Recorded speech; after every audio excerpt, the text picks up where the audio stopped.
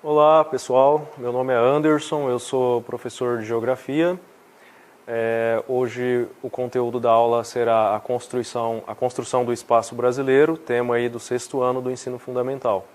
Lembrando que as aulas estarão sendo disponibilizadas na TV Vale e também na plataforma digital da Secretaria da Educação e também no canal do YouTube. É importante que as dúvidas que vocês tiverem do conteúdo, vocês anotem.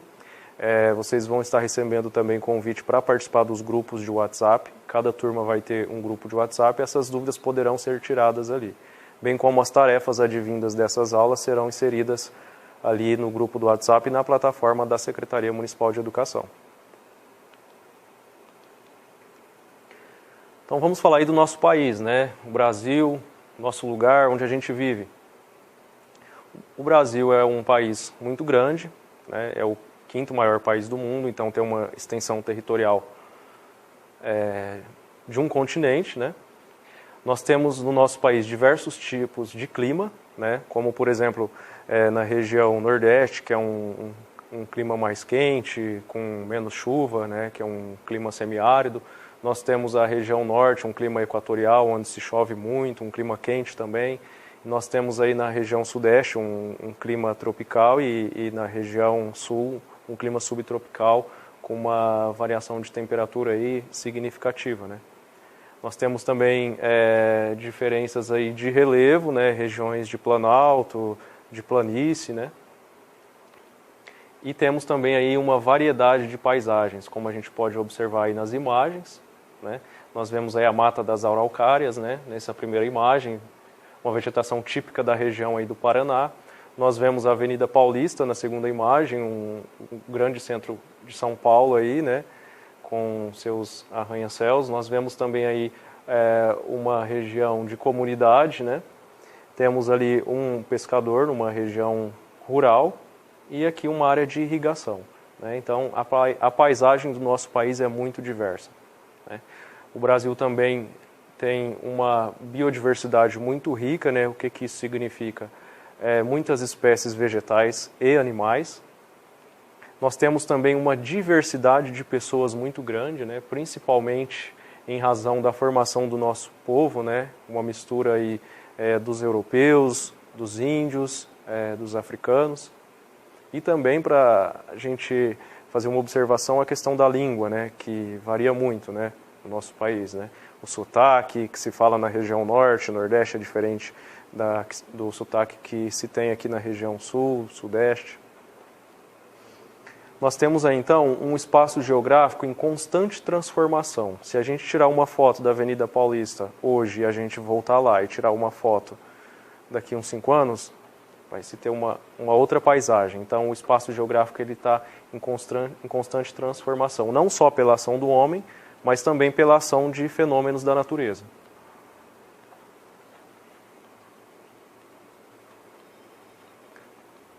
Vamos falar então agora da localização, né, do nosso país. O Brasil tem uma extensão de 8.515.000 km², é o 5º maior país do mundo, né? A gente tem aí como maior país do mundo a Rússia, seguida do Canadá, China, Estados Unidos e então o Brasil. O Brasil ele está situado no continente americano, né?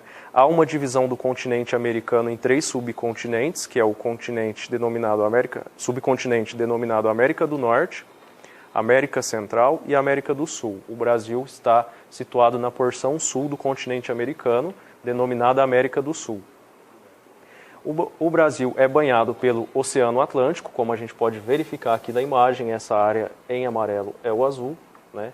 A América do Sul ela é banhada pelo Oceano Pacífico também, mas a gente pode observar que o Oceano Pacífico ele não banha o território brasileiro.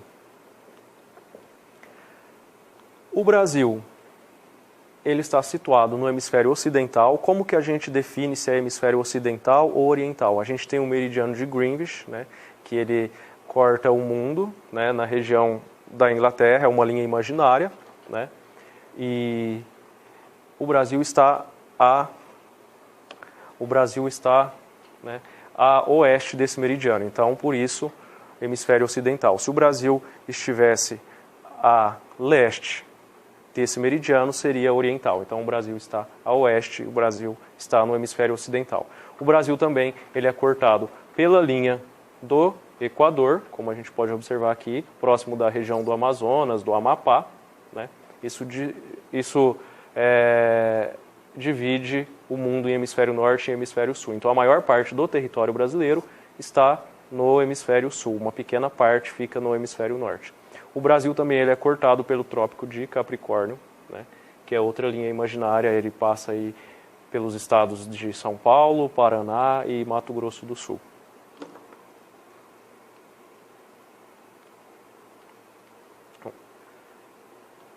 A questão da fronteira, o que é a fronteira?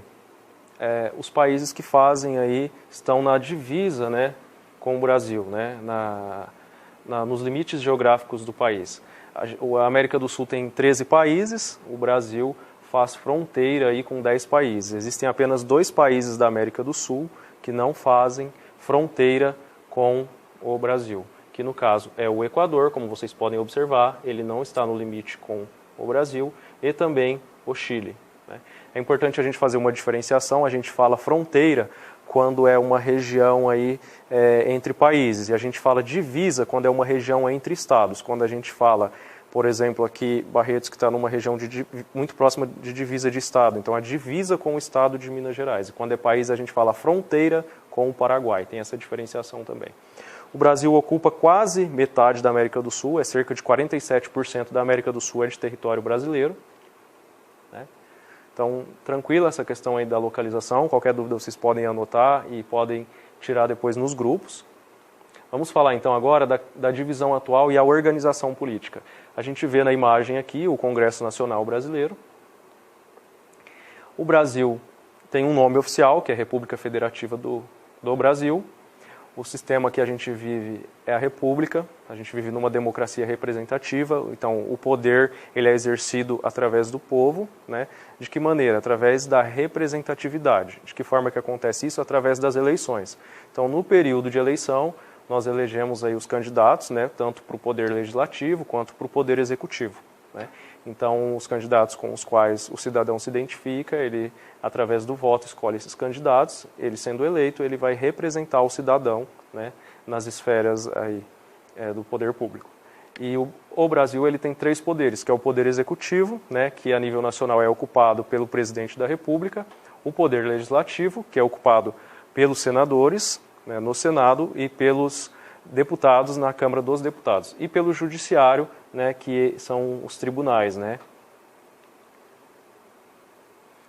O Brasil é definido na Constituição de 88 como uma nação soberana e independente, então o Brasil ele não é submisso a nenhum outro país, é uma nação independente.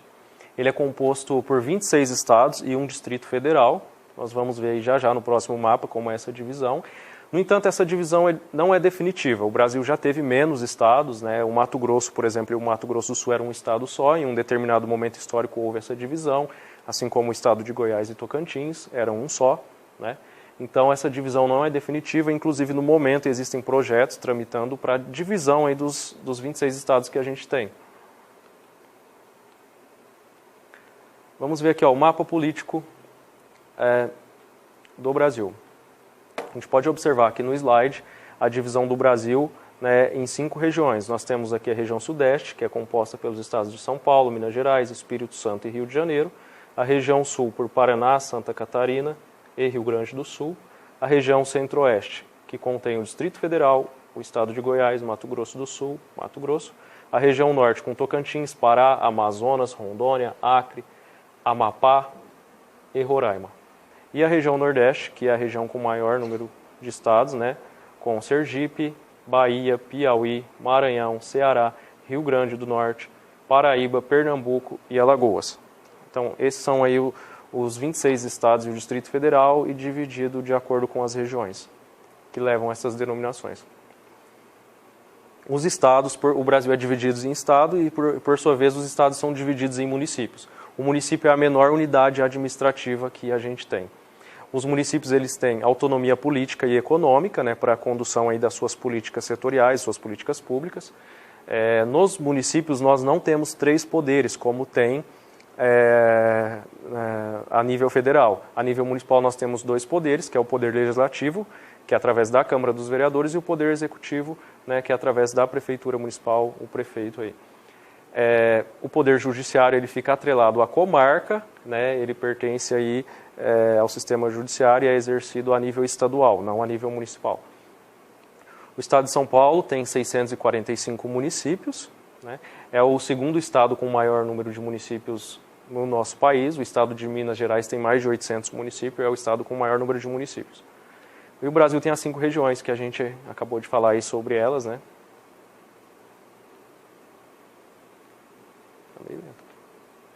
Vamos falar aí como que funciona essa questão da criação dos novos estados, né? A gente disse que tem essa possibilidade, né? A gente vê o mapa aqui, né? Vamos observar algumas propostas que a gente tem. O estado de São Paulo, por exemplo, tem uma proposta de divisão da criação do estado de São Paulo do Sul e a outra região que é o São Paulo do Oeste, que seria mais ou menos aqui a região onde a gente vive. Há a proposta da divisão do estado de Minas Gerais também em o estado do Triângulo e o estado Minas do Norte. E se a gente observar os outros estados aqui que a gente pode observar no mapa, há outras propostas aí também de divisão desses estados.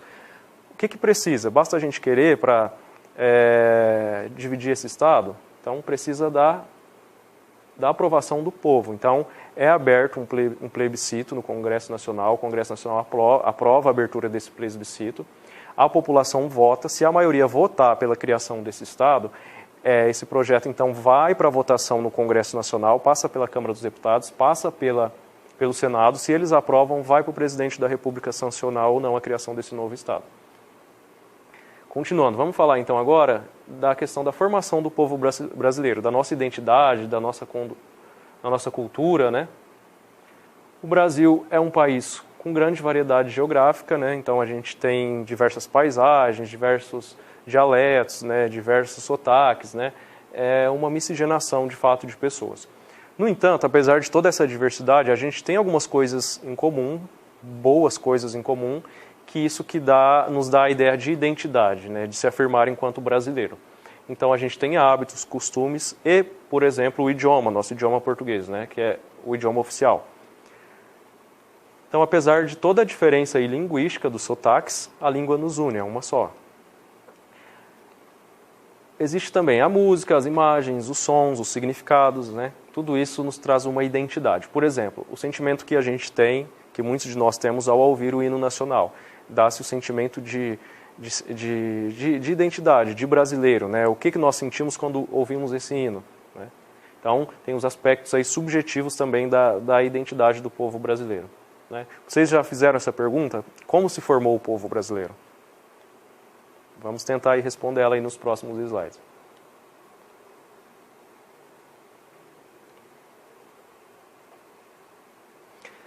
Quando os portugueses chegaram ao Brasil, já existiam habitantes aqui, né? Já existiam grupos humanos, né? Então eram os nativos da terra, né? Eram os indígenas, né? Então a América já era habitada, não só o Brasil, toda a América tinha em sua composição já grupos indígenas. Então o Brasil não surgiu com a chegada dos portugueses, o que nós chamamos de Brasil hoje já existia. Os povos que aqui viviam, eles tinham sua própria organização e cultura. Então, eles tinham as suas religiões, as suas crenças, seus hábitos, suas músicas, né?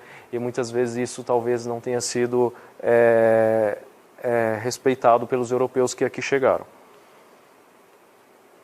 Dando continuidade, Pindorama era um nome dado pelos indígenas ao que nós chamamos hoje de Brasil. Então, eles também tinham a sua própria forma de denominar a terra na qual eles viviam.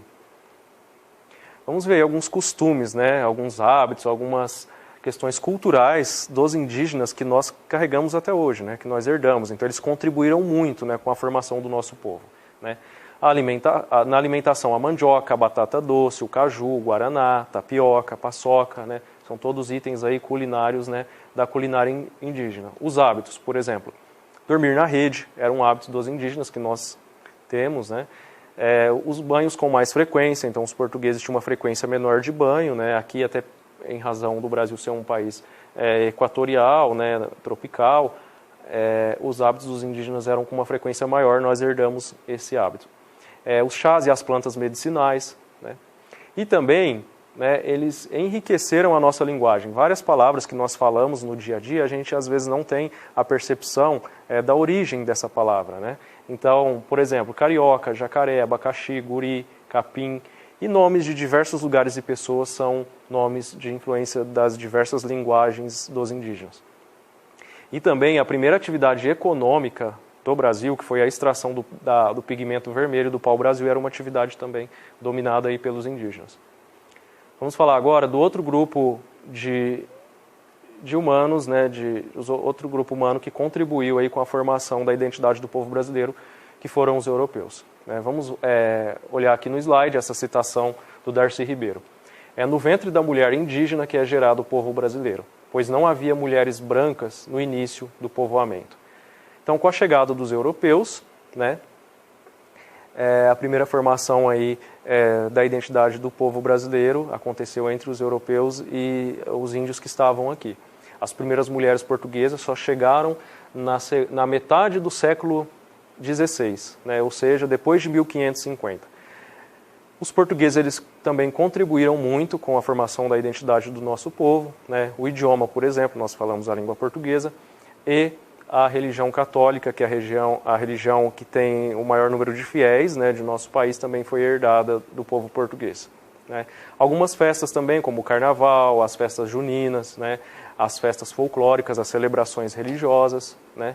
E também, não só os portugueses contribuíram para a formação da identidade do povo brasileiro, mas também os italianos, os alemães, né, poloneses, né, sobretudo na região sul e sudeste do país, né, em razão dessa região ter um clima mais próximo do clima europeu, então boa parte desses imigrantes se instalaram nessas regiões. Tivemos influência também dos europeus na música, na alimentação, na língua, assim como os indígenas têm palavras que nós dizemos que é de origem italiana, que é de origem alemã, né? E também a arquitetura. A imagem aqui no slide ilustra, né, uma habitação aí, né, com influência da arquitetura europeia. Vamos falar agora do terceiro grupo humano que contribuiu com a formação do povo brasileiro, com a identidade do povo brasileiro, que foram os africanos, né, que tiveram também muita importância. Eles foram trazidos da África, né, pelos europeus para o trabalho escravo. Então, essa foi a forma que eles chegaram aqui no nosso país. Eles contribuíram em diversos aspectos, como a música, a dança, a religião, a culinária e também na língua, né? Várias palavras que nós usamos no dia a dia também têm na sua formação aí a influência, né, de idiomas, dialetos africanos. A música, então a música africana, né, o ritmo da música africana, ela é base do samba, do choro, da bossa nova, né, que são músicas aí tradicionais brasileiras, né. A capoeira, né, muito comum, né, aqui no interior de São Paulo a gente vê diversos, né, grupos que praticam esse esporte, né. Então, através da capoeira, que é uma forma de luta, dança e música, e é uma atividade esportiva, é de origem africana, né.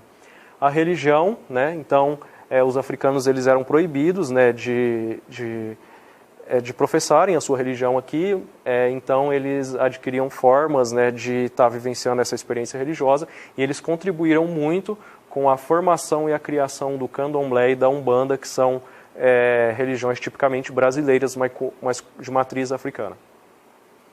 E a culinária, por exemplo, leite de coco, azeite de dendê, acarajé, vatapá, bobó e a famosa feijoada, né, que a gente gosta muito aqui no estado de São Paulo. Então, o povo brasileiro, para a gente fechar aí, né, é uma miscigenação, né? Nós temos a influência principalmente dos índios, dos europeus e do povo africano.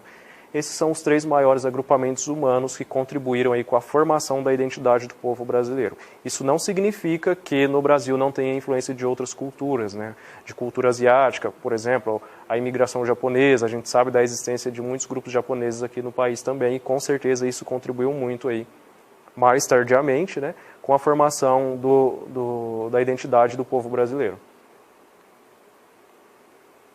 Pessoal, a aula de hoje é isso, espero que vocês tenham compreendido, né, as dúvidas acerca do conteúdo vocês podem anotar e podem ser tiradas nos grupos de WhatsApp que vocês estarão recebendo o convite aí. Essa videoaula vai estar disponível na TV Vale e será também disponibilizada na plataforma do YouTube. É isso e bons estudos.